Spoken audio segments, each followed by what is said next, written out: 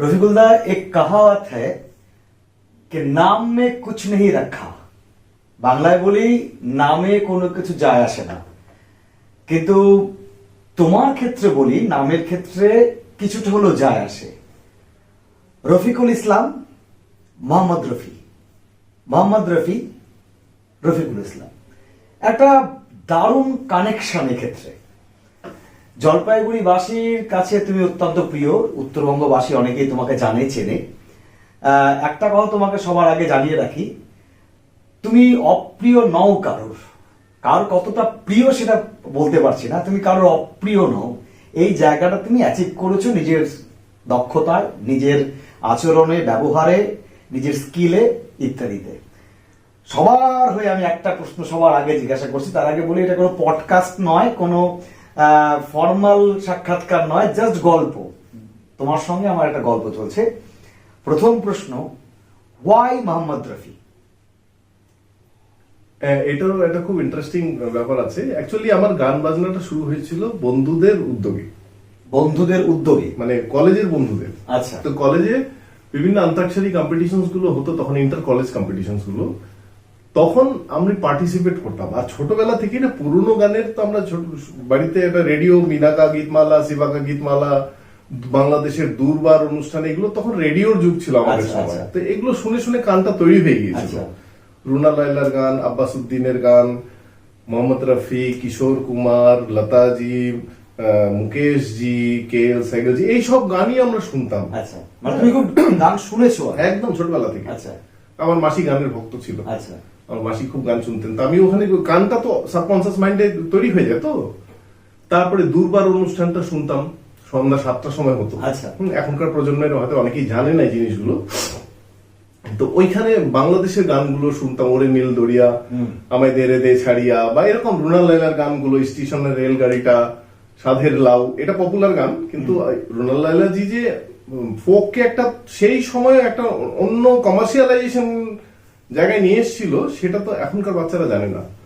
তো এখান থেকে এবার তো কলেজের বন্ধুরা আমাকে ধরলো সম্ভবত 1990, এই রফি তুই তো আন্তাক্ষরীতে গানগুলো সুরেই করিস, তুই একটা গান কর। ধর, আমি কোনোদিন গান গাইনি। তো তারপরে সচিদানন্দ ঘোষ স্যার, ওনার বাড়িতে রিহার্সাল হচ্ছে, ইন দ্য সেন্স কলেজে আমাদের কিছু রিসোর্স আমরা পেয়ে গেলাম। রাজেশ ঘোষ, আচ্ছা, ও কিবোর্ডে দুর্দান্ত একটা ট্যালেন্টেড ছেলে ছিল, আছে এখনো, ও কলকাতায় থাকে এখন। মৃণাল দত্ত রায়কত পাড়ায় কঙ্গ ঢোলক বাজায়, অক্টাপেট বাজায়, ভালো। হ্যাঁ। আর হংসরাজ ছেত্রী বলে একটি রেসকোর্স পাড়ার, ও আউট অফ কলেজ, ওকে আমরা হায়ার করতাম, দুর্দান্ত গিটার বাজাতো। তো এই আমাদের টিম। আর একজন আপেল, মৃগাঙ্ক মৌলি রায় সম্ভবত টাইটেল, রায়কত পাড়ায় বাড়ি, ও জাস্ট ড্রামটা বাজাতো। তো কোথায় প্র্যাকটিস হবে, তা আমি ওই সময় মাউথ অর্গান বাজাতাম। আচ্ছা, নিজে নিজে? হ্যাঁ, নিজে নিজে মাউথ অর্গান বাজাতাম। তখন আশকি ফিল্মটা খুব পপুলার হয়েছিল। আশকি আর হচ্ছে এই যে কায়ামত সে কায়ামত, 90-এর দশক। হ্যাঁ, 90-এর দশকে। তো সচিদানন্দ ঘোষ স্যারের বাড়িতে, আর আমি না কিশোর কুমারের পাগলা ফ্যান। আচ্ছা। আমি রফি সাহেবের গান গাইছি, কেন গাইছি সেটাও বলছি। তো সচিদানন্দ ঘোষ স্যারের বাড়িতে রিহার্সাল হচ্ছে, তা আমি গান গাইবো সমাজপাড়ার বাড়িতে। উনি তো এখন বাড়ি বিক্রি করে দিয়েছেন, কলকাতায় থাকেন, কিন্তু তখন এখানে ছিলেন। আর উনিও আমাদের আমি কিন্তু ওনার ছাত্র নেই, কিন্তু আমি স্যার বলেই ডাকি। তো ওনার বাড়িতে আমি মনস্থ করেছি আমি প্যার দিবানা হ্যাঁ এই গানটা গাইবো, নাহলে মুকেশের একটা গান গাইবো। তা আমি কিশোর কুমারের গানটা যখন শুরু করলাম মাইকে, সচিদানন্দ ঘোষ স্যার অবস্ট্রাকশন করলেন, না তোর হচ্ছে না, তোর গলা চিকন গলা, তুই অন্য কারো গান কর, কিশোরের গানটা তোর ঠিক মানাচ্ছে না, মুকেশের গান করি। বলে না, এটাও ভালো লাগছে না তোর। তখন আমার না দুটো গান খুব মুখস্থ ছিল একেবারে। একটা ছিল হাসান জাহাঙ্গীরের হাওয়া হাওয়া খুশবু লুটাবে, খুব পপুলার হয়েছিল ওই সময়, ডন টু একটা অ্যালবাম ছিল ওর, হাসান জাহাঙ্গীরের। আর একটা গান ছিল মোহাম্মদ রফি সাহেবের, আজা তুজকো পুকারে মেরে গীত, বিখ্যাত গান। তাহলে স্যার এই দুটো গান দেখি, বলে কর। যখন আমি আজা তুজকো পুকারে মেরে গীত গানটা তালে ফেললাম, আর রাজেশ ওরা বাজিয়েছেও দুর্দান্ত। মানে তখন তো আমাদের এত ডিজিটাল ব্যাপার স্যাপার ছিল না, সিম্পল মিউজিক, সিম্পল ইয়ে, আর এফেক্ট মেশিন এখন দামি দামি ডিজিটাল ইয়ে চলে সাউন্ড সিস্টেমে। তখন 201 বলে একটা ওই সময়কার বিখ্যাত মেশিন ছিল, আচ্ছা ওইটা দিয়ে সাউন্ড অপারেট হতো, দুর্দান্ত এফেক্ট, ন্যাচারাল ইকো, একদম ফিতা দিয়ে চলতো এটা। তো ওই 201-এ বলে, তখন সচিতানন্দ ঘোষ স্যার বলছে, দেখ তোর এই গানটা যখন 201-এ পড়বে না, মনে হয় চোখ বন্ধ করলে মনে হবে মোহাম্মদ রফি গাইছে, তুই এক কাজ কর, তোর গলাটা শুট করছে একদম রফি সাহেবের গানে, তুই আর অন্য কোনো গান গাইবি না। ভালো কথা, আমি একটা গানই, বলে একটাই কর, ভালো মতন কর। করলাম, কয়েকদিন প্র্যাকটিস করে স্টেজে, এবার স্টেজে ওঠার পর না আমার বুকটা কাঁপছে। কোন স্টেজ? কমার্স কলেজের ছাত্রদের, তখন সোশ্যাল, আচ্ছা কমার্স কলেজে দুদিন সোশ্যাল হতো, একদিন ছাত্রদের অনুষ্ঠান, একদিন পরের দিন হচ্ছে ছাত্রদের মধ্যে থেকে সিলেক্টেড কিছু দুই একজনকে যারা খুব ভালো পারফর্ম করতো, পরের দিন তাদের হতো, আর বাইরের সারা রাত প্রোগ্রাম হতো কলকাতার আর্টিস্ট দিয়ে। ভালো কথা।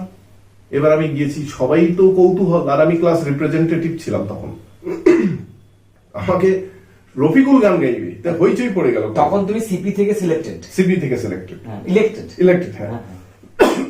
তারপরে রফিকুল গান গাইবে, সব সিনিয়র দাদারাও অবাক হয়ে গেছে, জুনিয়ররা, আমার ক্লাসমেটরাও, সাসপেন্স ছিল ব্যাপার। তো তারপরে কমার্স কলেজে যখন গান শুরু করলাম, বুকটা কাঁপছে দরদর করে, যে আমি তো মাউথ অর্গান বাজাই, কিন্তু এখানে গান গাইতে হবে, যদি ভুল হয়ে যায়, স্কেলটা যদি, আমি তখন তো জানি না স্কেল কি, বা তোমার পিচ কি, এগুলো তো বুঝি না তখন আমি। তো ফরচুনেটলি রাজেশ আমাকে পার করে দিয়েছে, বলে একবার ট্র্যাকে ফেল, তারপর বাদ বাকিটা আমি সামলে দেবো। দীপঙ্কর ছিল ভাই, এখন নাট্য ব্যক্তিত্ব দীপঙ্কর, খুব ভালো কঙ্গট হলো আর তুম্বা বাজায়, দুর্দান্ত ট্যালেন্ট ভাই, দুর্দান্ত তুম্বা বাজায়। ও ছিল, আমার কাছে ফটোগুলো আছে পুরনো। শুরু করলাম, গানটা যে তালে পড়লো না, পিন ড্রপ সাইলেন্স, আর সবাই তালে তাল মিলাচ্ছে কলেজের, আমার তো গায়ের লোম খাড়া হয়ে যাচ্ছে, টেনশনটা কেটে গেল আমার। ভাই বলছিল, দেখ উপরের দিকে অডিয়েন্সে তাকাবি না, তাহলে কিন্তু তোর ভুল হয়ে যাবে। আমিও উপরে পুরা বর্ধন, প্রোগ্রামটা তখন কোথায় হচ্ছে? কমার্স কলেজের গ্রাউন্ডে, ওখানেই হতো আমাদের সোশ্যাল। পিয়ালি বর্ধনের মাইক ছিল, পিয়ালি সাউন্ড, বর্ধনটা খুব ভালো সাউন্ড অপারেট করতো, আর বিশেষ করে কমার্শিয়াল গান, মানে হিন্দি গান, অর্কেস্ট্রা মিউজিকের সাথে যে গানগুলো, তা খুব সুন্দর অপারেট করতো। হয়ে গেল, এইবার আমাকে আর নামতে দেবে না, আমি কি করি, তা হাওয়া হাওয়া গানটা উইদাউট প্র্যাকটিস আমি ওখানে চালিয়ে দিয়েছি। আচ্ছা, হ্যাঁ, মানে আমার নাম পড়ে গেল কলেজে হাওয়া হাওয়া দাদা, যে গার্ডিয়ানস যারা এসেছিল তাদের সঙ্গে বাচ্চারা, গানটা তখন তো সুপার হিট, ওই যে হাওয়া হাওয়া দাদা যাচ্ছে, এরকম একটা তখন ডাক টাক পড়ে গেল। প্লাস এত সুন্দর পারফরমেন্স হয়েছিল, ওখানে অনেকেই গান করেছিল, অনিল আগরওয়ালা আছে এখন ব্যবসায়ী, ও করেছিল মুকেশের একটি গান, ইয়ে পয়সা বলতা হ্যায়, সঞ্জয় বণিক ও করেছিল গান, কিশোর কুমারের, আরো বেশ কয়েকজন গেয়েছিল, উমেশ বাজাজ ও এখন দিল্লিতে থাকে, ও করেছিল। বাট টোটাল কলেজের একটা 15-20 জনের টিম ছিল। আচ্ছা, ওইখান থেকে প্রোগ্রাম কন্ট্যাক্ট হওয়া শুরু হয়ে গেল তোমার? হ্যাঁ, আমরা সবার ফুল টিমটা, যে কলেজে কমার্স কলেজের টিমের। আচ্ছা, তারপর রাজেশ বলল, দেখ এত লাফালে হবে না, আস্তে আস্তে আমরা এগোই, আগে তৈরি হই। তখন মানে একটা প্রিপারেশনের একটা ব্যাপার, এখন যেমন ইনস্ট্যান্ট হয়ে যায়, হয়ে যাবে, কোনো ব্যাপার না, কিন্তু না, তখন জিনিসগুলো ছিল। তো ওইখান থেকে আমার মোহাম্মদ রফি সাহেবের গান গাওয়া শুরু, তারপরে আর পিছন ফিরে তাকাতে হয়নি। এবং আমার গান গাওয়ার পিছনে বন্ধু বান্ধবদের একটা মানে হোল হার্টেড সাপোর্ট ছিল, ক্লাসমেট যারা। আর অ্যাকচুয়ালি আমার নানা খুব রক্ষণশীল ছিলেন, উনি গান বাজনা পছন্দ করতেন না, বাড়ির একমাত্র ছেলে আমি, তো ওনার ধারণা ছিল ছেলে মাতাল হয়ে যাবে, বদমাইশ হয়ে যাবে, ট্র্যাক থেকে বাইরে চলে যাবে, বংশের বদনাম হবে। তো এই জন্য আমার বাবাকেও খুব শাসন করে রাখতেন, তো বাবাও পছন্দ করতেন না। আমি অনেক কটা সুযোগ পেয়েছিলাম বাইরে বাইরে, ধারান নেপালে একটা গরুবাথানে একটা প্রোগ্রাম করতে গিয়ে ওখানে নেপালি গান করে দিয়েছিলাম একটা। তারপরে ওরা ছাড়বে না, বলে আপনি চলে আসুন, আপনাকে দিয়ে আমরা কিছু নেপালি গান রেকর্ড করাবো, তারপরে ওখানে আমরা আপনাকে সুযোগ করে দেবো। তো আমি বাড়ি থেকে অ্যালাউ করবো না, একদম না, পড়াশোনা আগে, ক্যারিয়ার তৈরি করো তারপরে। তখন খুব ব্যাপারগুলো তো এরকম ছিল না, অপরচুনিটিস কম ছিল তখন। তারপরে যাই হোক, রেইনবো মিউজিক্যাল টিমের সাথে, রেইনবো খুব নাম করা টিম ছিল, রেইনবোর সাথে গান করা শুরু করলাম, নিজেরাও কখন করতাম। এদিক আলিপুরদুয়ারে ক্যালিপসো বলে একটা ব্যান্ড ছিল, ওদের সাথে গাইতাম। ক্যালিপসো ব্যান্ডে আমাকে নিয়ে গেছিল আমাদেরই বন্ধু প্রীতোষ পরবর্তীতে ক্যালিপসো থেকে রূপঙ্করের সঙ্গে বাজানো শুরু করলো, বা হাতে বেস গিটার বাজায় প্রীতোষ। তো প্রীতোষ বাড়ি ঘর ছেড়ে চলে গেল রাগ করে, চাকরি হচ্ছে না, কিছু হচ্ছে না। ওখানে গিয়ে রূপঙ্করের নজরে পড়ে গেল, রূপঙ্করের টিমে দুর্দান্ত। কেন ছেড়ে দিল বুঝলাম না, ওখানে থাকলে হয়তো আরো অনেক এগিয়ে যেত। তাহলে এখানে একটা বিষয় থেকে যাচ্ছে, তুমি তথাকথিত গান শেখোনি?